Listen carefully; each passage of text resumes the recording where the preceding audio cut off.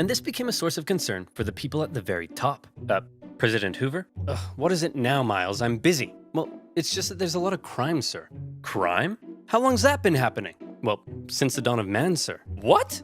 Would you like me to blame it on the Democrats again? No, Miles, I want you to blame it on squirrels. Yes, the Democrats! Now stop wasting my time! Since having a crime lord controlling public officials and winning the hearts of the people probably wasn't a good thing, Hoover personally ordered that something be done about this Capone fellow.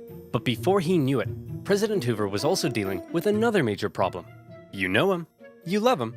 Woman. One person with a brain was Pauline Sabin, an extremely influential and rich woman who served on the Republican National Committee, fundraised for Republican presidents. President Hoover, I helped fund your campaign, and now I want you to end prohibition. Miles, what is it I say when I'm not going to do anything? You'll look into it, sir. Oh yeah, that's right. Pauline? I'll look into it. Sabin gave speeches on the steps of Congress and helped start a growing push among the American people against prohibition. But Hoover, a prohibitionist himself, wasn't budging. The pressure on Hoover to do something was steadily increasing. Fine. Miles, I want you to put a report together to see if this whole thing is working.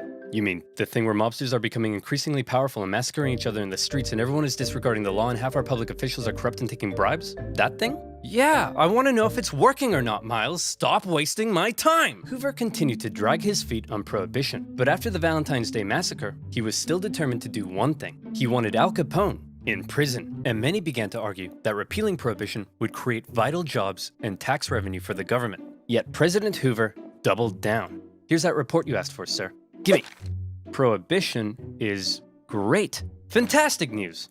Sir, it says here prohibition is great at undermining the rule of law in America. Miles, it says the word great. That means good. Now stop wasting my time! For his re-election, Hoover faced a Democratic candidate who promised to finally do something about prohibition. Franklin D. Roosevelt. Pauline Sabin, a lifelong Republican, along with her 1.5 million supporters, endorsed Roosevelt. And on election day, it was a landslide.